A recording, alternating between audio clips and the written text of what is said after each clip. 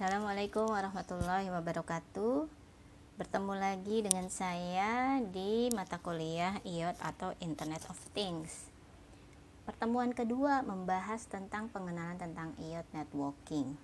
Nah, kalian bisa unduh, nanti akan saya berikan link di bawahnya. Sebenarnya linknya sama dengan pertemuan kemarin ya, yang pertama kemarin. Kalian link lihat di deskripsinya. Oh ya, jangan lupa komen, like, and subscribe. Subscribe ya.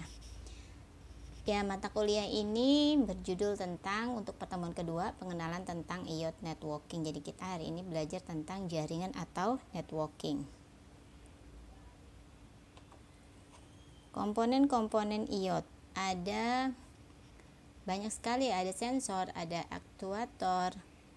Lalu kalian bisa belajar dari komputer.org tentang implementasi IoT pada sebuah mobil.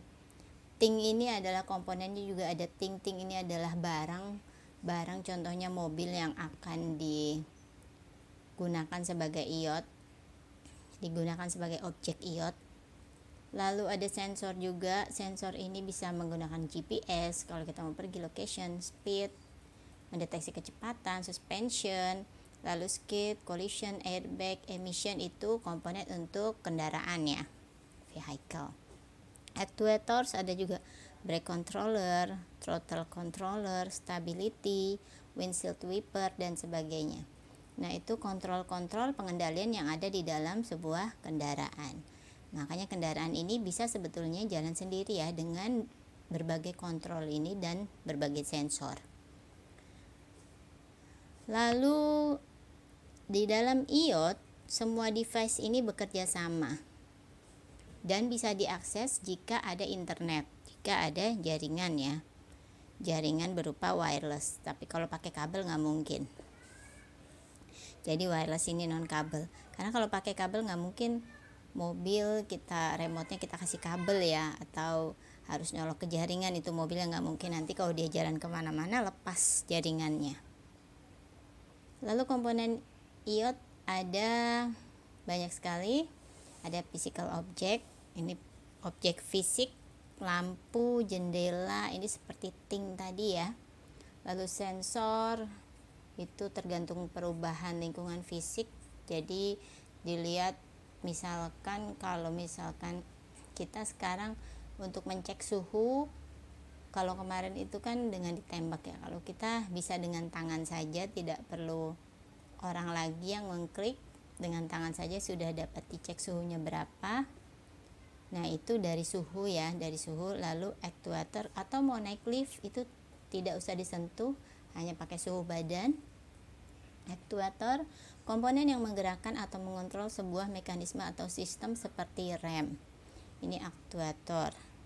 Jadi ada pengendalian di dalam vehicle tersebut seperti rem atau seperti gigi, itu bisa juga. Virtual object, things. Nah, physical object tadi mirip juga dengan thing ya. Ini virtual object ini seperti lampu, jendela yang diwakili dengan sebuah icon dalam sebuah aplikasi. Jadi virtual object ini nanti akan ada icon lampu ataupun jendela. Kalau physical object ini objek fisik aslinya, lampu, jendela benarnya, sebenar-benarnya ya. Lalu people ini user atau orangnya yang akan memakai IoT tersebut melalui mobile apps. Kemudian service ini adalah pelayanan sistem yang mengolah data berdasarkan data yang diperoleh oleh sensor. Pelayanan jadi sistem yang menghubungkan antara sensor dengan things, dengan physical object.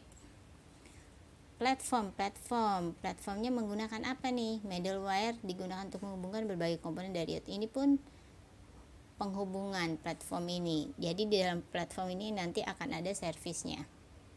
Network ini jaringan bentuknya biasanya nirkabel atau kabel atau protokol yang menyediakan konektivitas dan menghubungkan semua komponen IoT. Atau juga bisa dengan nirkabel atau tanpa kabel ya.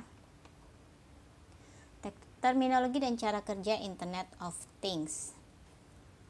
Konsepnya cukup sederhana, sebetulnya ada 3 elemen. Yang pertama ada barang fisik, ada nanti modul-modulnya barang fisik. Ini ya, barang fisik. Lalu ada juga perangkat koneksi ke internet seperti modem dan router wireless, ini wajib. Karena kalau kita mau menghubungkan dengan internet ke jaringan itu wajib ada modem dan router wireless. Lalu ada cloud data center, tempat untuk menyimpan aplikasi beserta database. Jadi nanti kalau kalian misalkan suhunya berapa, lalu itu disimpan ke database semua. Tinggi badan berapa, atau mau naik lift mau lantai berapa, nah itu ambil datanya dari cloud data center. Lalu seluruh penggunaan barang yang terhubung ke internet akan menyimpan data. Ya, ini harus terhubung ke internet karena ini merupakan big data ya. Ada things, ada jaringan internet, dan ada penyimpanan. Jadi ada barangnya apa, seperti sistem penjualan juga ini ya, ada dokumennya, ada jaringannya, ada database serta aplikasinya. Lalu big data ini akan dapat diolah atau dianalisa untuk siapapun. Contohnya seperti pemerintah, perusahaan maupun negara asing. Konfigurasi jaringan IoT, P2P atau people to people. Nah, ini adalah kolaborasi antara orang dengan orang yang terhubung dengan jaringan. Bisa jadi untuk suara, video, dan data yang akan disajikan dalam satu tampilan ke dan dari setiap titik akhir atau perangkat mobile. Contohnya apa? People to people. Kita bisa ngezoom ya, orang ke orang. Itu terhubung ke jaringan, atau video call, atau voice call, dan sebagainya. Itu people to people. Yang kedua M2P, ini yang kedua, machine to people. Koneksi M2P, orang dapat mengirimkan informasi ke sistem teknis dan menerima informasi dari sistem ini. Contohnya koneksi transaksional, yang berarti arus informasi bergerak di kedua arah, dari mesin ke orang dan dari orang untuk mesin. Contohnya apa? Mesin ATM. Itu kita ketik pinnya, lalu si mesin memahami dan misalkan mau ngambil uang, keluar uangnya. Itu mesin to people. Lalu yang lainnya masih banyak contohnya. Yang ketiga adalah M2M, mesin to mesin. Nah, ini komponennya yang terpenting adalah sensor, aktuator, dan controller. Nah, ini yang sekarang sedang dikerjakan di dalam IoT, mesin to mesin. Jadi tidak perlu orang lagi. Contohnya sensor, kalau misalkan ada taman itu ketika pagi dia akan menyiram sendiri. Atau misalkan lampu itu di satu perusahaan kalau pagi dia akan nyala sendiri, dan nanti sensornya akan terbentuk kalau suhunya mulai dingin itu malam dia akan mati sendiri. Atau sensor lampu ini berdasarkan cahaya matahari bisa juga. Mereka harus memiliki link komunikasi jaringan ya, pastinya harus ada jaringan, harus ada internet. Lalu harus ada aplikasi. Aplikasinya ini dibuat dari pemrograman. Pemrograman ini akan menginstruksikan cara kerjanya. Lalu mengambil datanya dari cloud. Nah, ini konfigurasi jaringan IoT. Ada ini perangkatnya, lalu ada jaringannya, dan ada orangnya. Nah, ini ketiga ini akan bersinergi, berkolaborasi. Koneksinya seperti tadi, P2P, M2P, dan M2M. IP4 versus IP6, atau IP4 versus IP6, atau IPv4 atau IPv6. Nah, bahasa Indonesia aja ya. Nah, ini perbedaannya. Kalau IPv4 ini yang zaman dulu ya, seperti saya baru kuliah, panjang alamat 32 bit. Kalau yang sekarang udah 128 bit. Dulu itu IP address-nya 192.168.100. Sekarang ini sudah berbentuk seperti ini ya. Sudah berbentuk seperti yang kita pernah pelajari dulu ya di mata kuliah bilangan biner. Mata kuliah sistem bilangan itu bukan mata kuliah, pokoknya di salah satu mata kuliah yang mengajarkan tentang sistem bilangan. Lalu kalau yang IP4 ini masih manual, kalau ini langsung otomatis. Dukungan terhadap IPsec dibutuhkan. opsional, ini opsional, kalau ini selalu dibutuhkan. Checksumnya pada header, lalu ini tidak masuk header. Lalu yang keempat, menggunakan ARP request. Ini tidak menggunakan ARP request tapi diganti oleh neighbor solicitation. Lalu untuk mengelola grup menggunakan IGMP. Nah, ini tidak menggunakan IGMP tapi MLD. Yang selanjutnya, fragmentasi dilakukan oleh pengirim dan ada routernya. Nah, ini hanya dilakukan oleh pengirim, lebih simpel ya. Nah, ini akan menurunkan kinerja router karena routernya ikut bekerja. Lalu yang selanjutnya, tidak mensyaratkan ukuran paket. Kalau ini harus mendukung ukuran paket 1280 byte dan harus bisa menyusun kembali paket berukuran 1500 byte. Lalu kira-kira lebih bagus yang mana? Kalau dibilang lebih bagus yang mana, itu pasti lebih bagus yang IPv6. Apa sih kira-kira kelebihan dari IPv6? Yang pertama adalah browsing dan unduhnya bisa cepat. Nah, transfer datanya lebih cepat, tidak perlu penerjemah lagi. Yang kedua adalah hemat bandwidth. Nah, hemat bandwidth ini bisa menghemat penggunaan bandwidth, menjelajahi internet, dan mengunduh secara sering ya, karena biasanya pengguna internet ini masa kini cukup rakus, apalagi dalam menggunakan YouTube. Nah, tapi kalau YouTube saya nggak apa-apa, ditonton aja terus. Jangan lupa subscribe dan tonton terus. Yang ketiga, mendukung penggunaan perangkat mobile.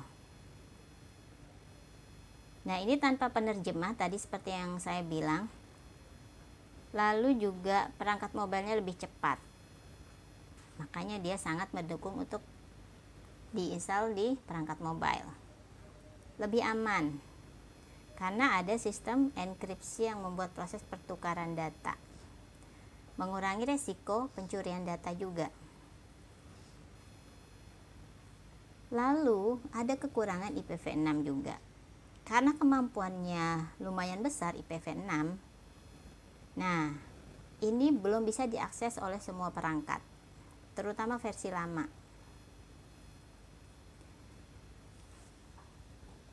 Nah, ini kita lanjutkan di slide selanjutnya, yaitu tantangan IoT.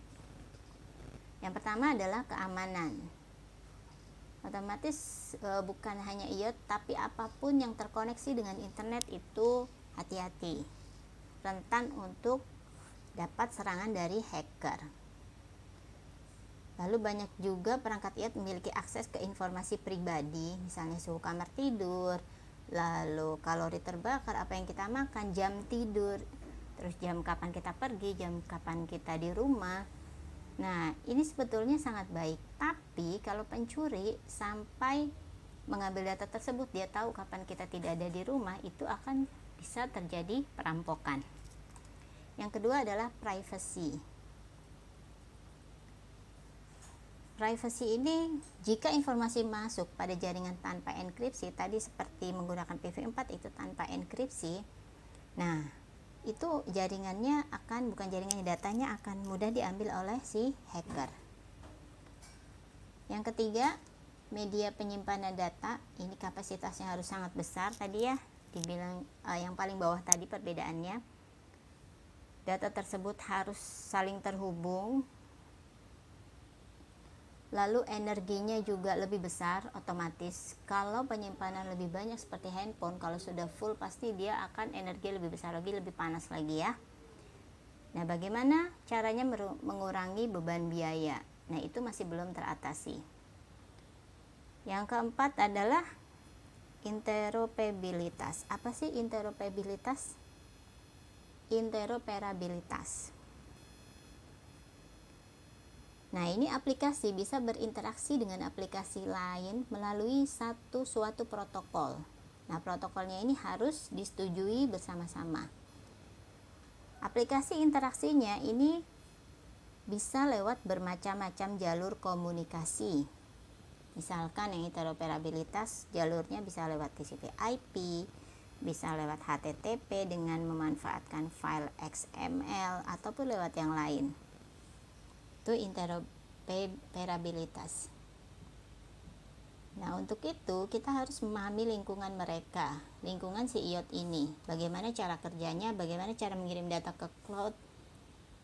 Karena kita harus memahami, kalau kita tidak paham maka kita tidak bisa mengoperasikan perangkat tersebut.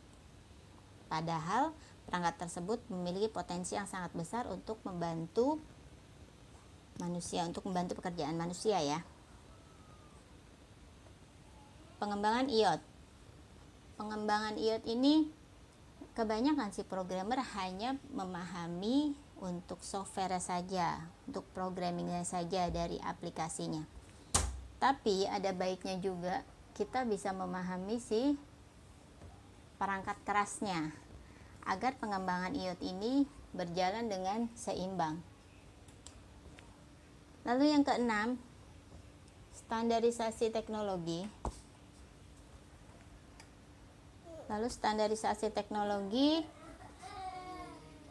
Yang pertama, platform, ada konektivitas, ada model bisnis, serta killer APPS. Nah, ini standarisasi teknologi untuk IoT. Harus ada semuanya ya, jika kurang dari salah satunya maka IoT tidak bekerja atau tidak bisa dihasilkan. Yang ketujuh adalah implementasi. Implementasi ini sifat IoT-nya kompleks, lalu IoT-nya juga heterogen. Implementasinya menjadi lebih sulit karena cara kerja IoT ini tergantung dari apa perangkat yang digunakan dan berbeda-beda. Yang kedelapan ini koneksi wireless. Koneksi wireless adalah koneksi wirelessnya bisa nirkabel atau bisa juga kabel. Lalu memilih jaringan yang tepat untuk ekosistem IoT. Itu juga harus dipikirkan. Karena kalian tahu sendiri jaringan internet di Indonesia itu memang buruk. Apalagi di beberapa wilayah yang agak terpencil. Nah, ini kita harus memilih jaringan yang tepat yang sinyalnya bagus untuk wilayah tersebut. Itu dipertimbangkan bagaimana biayanya, biaya fungsional, bagaimana biaya servernya berapa, lalu baterainya umur hidupnya berapa, kan kalau habis kita harus ganti ya, dan bandwidth-nya ini sangat penting untuk kecepatan. Lalu tantangan IoT yang selanjutnya yang ke-9, tantangan lingkungan. Limbah, ini terutama limbah ya, karena setiap tahun itu ada komputer-komputer jadul itu yang dibuang sekitar 20-50 juta itu setiap tahun di dunia. Nah, tantangan lingkungan seperti komputer-komputer jadul itu di-upgrade ke yang baru, otomatis yang lama tidak dapat digunakan. Bagaimana caranya, tantangannya agar si IoT ini dapat memanfaatkan sejumlah besar bahan baku yang saat ini tersedia. Contohnya komputer yang jadul itu bisa dijadikan robot, tidak dibuang-buang terus yang sudah usang. Yang ke-10 adalah yang tadi solusinya belum ditemukan. Nah, nanti kalian kalau sudah lulus, kalian misalkan buat robot atau mau buat skripsi dengan remote, itu gunakan alat-alat yang ada saja yang sudah usang. Contohnya handphone Asia yang zaman dulu itu ya, itu bisa dijadikan IoT.